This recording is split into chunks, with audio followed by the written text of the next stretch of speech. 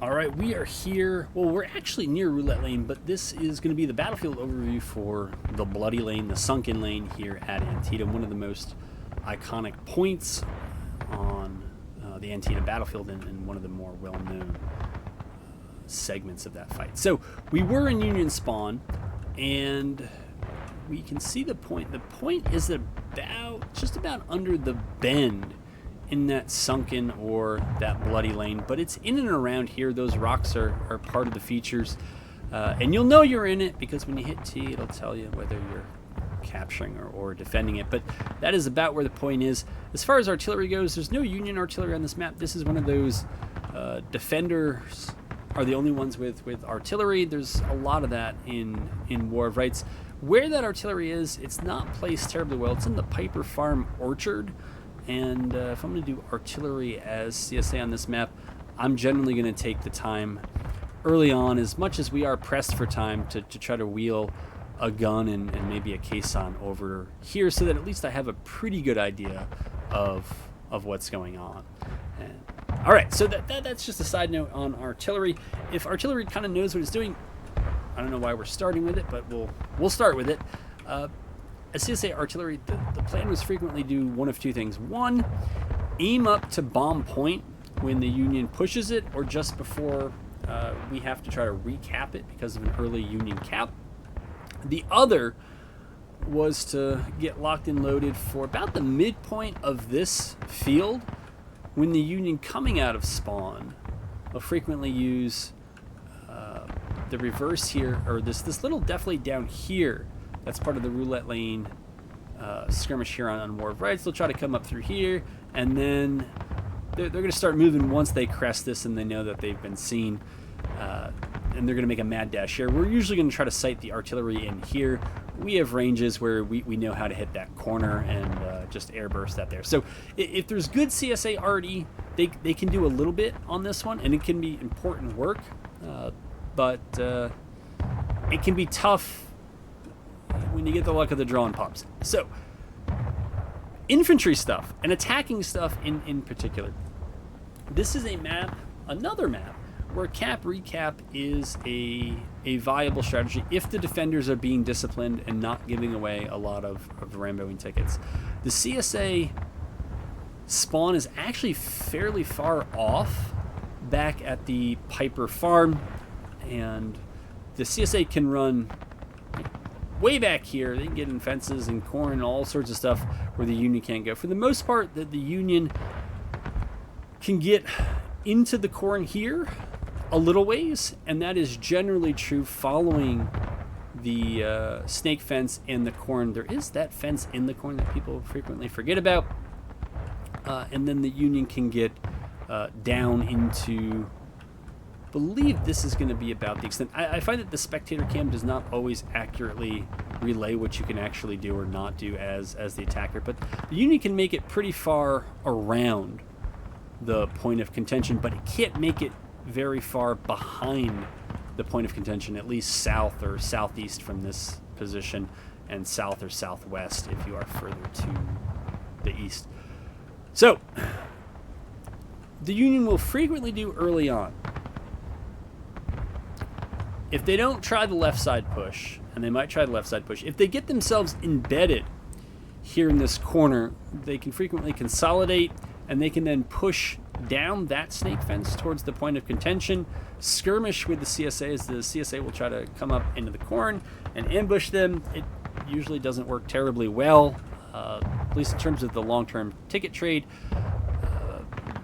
If the Union completely abandons this position and tries to push down, then what the CSA will inevitably do is it will try to push out here far to the right, wait for the Union to push off, and then it will try to come up behind it and sweep them up that way. So if the Union get into that corner, it can be a challenge as the defenders, but you can also just wait it out because it ain't cap, and they can't take that many tickets from that point. And if your artillery knows what to do, you can start making them bleed tickets for sitting there. Another common push is to do, well, almost the exact opposite. The Union can use the depression here and the corn and come around really far through this cornfield. I'm probably not tracing it exactly right, but this is pretty darn close. Hop out of the corn around this. Oh, okay, I was pretty close. Comes down in here, embed themselves in those rocks. These rocks here as well, and you can see from here it is not far at all to the point. And if they're in here, that means as the CSA, the Union's in good hard cover, right? If they're taking a knee or using fences, they're having at least soft cover and some broken hard cover. The CSA might have to trade on equal terms with them. If the Union is pretty good, my general advice is that attackers need to stick together, make the defenders disperse, and then the attackers need to kind of push together. If the Union, for whatever reason, does both of those things simultaneously, the easy answer is the CSA is to concentrate against one flank, wipe them, push them out, and then concentrate against the other one. If the Union knows that, then they just withdraw as they get the concentration. The problem is that unless that's a really bloody exchange, it doesn't take enough tickets off the clock for the amount of time it takes for the attackers to advance the ball.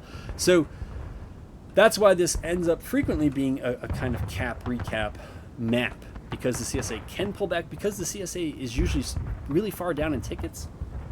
They don't want to stay in a lot of exchanges where the ticket exchange long-term ends up being 50-50, and if the CSA does end up in some of those, and so in relative terms they actually end up falling behind pretty substantially, then they're kind of forced to play cap-recap so that they don't go breaking much earlier than the Union does.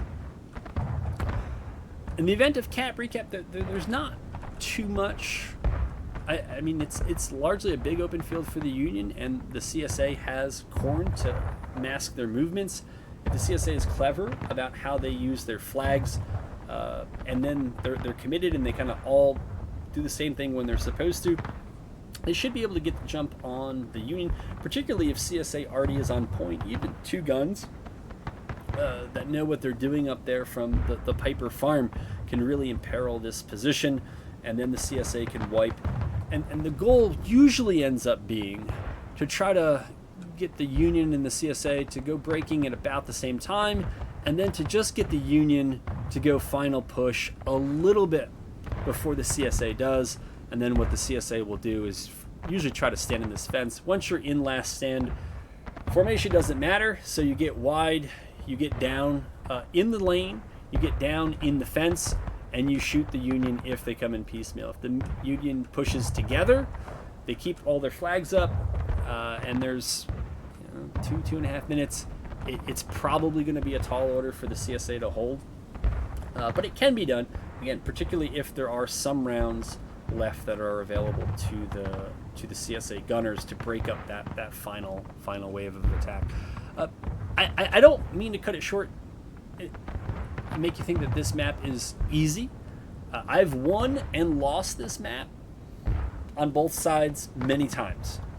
And so it can be a competitive map. It feels like more often than not, it feels like the defenders just don't know what to do with their tickets disadvantage. And I think that there are some who are just, as defenders, they don't want to play cap-recap, even though it would keep them in the fight. They'd rather just fight it out and lose slowly rather than play it competitively. But if the defenders do fall behind, they do have cap-recap as an option. The attackers got to know that. They got to keep the pressure on early,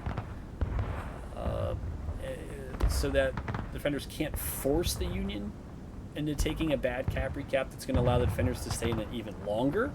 But I think as long as the Union and the attackers in general kind of push together, they have a decent approach to things. It's not rocket science, yeah. So that's our bloody lane.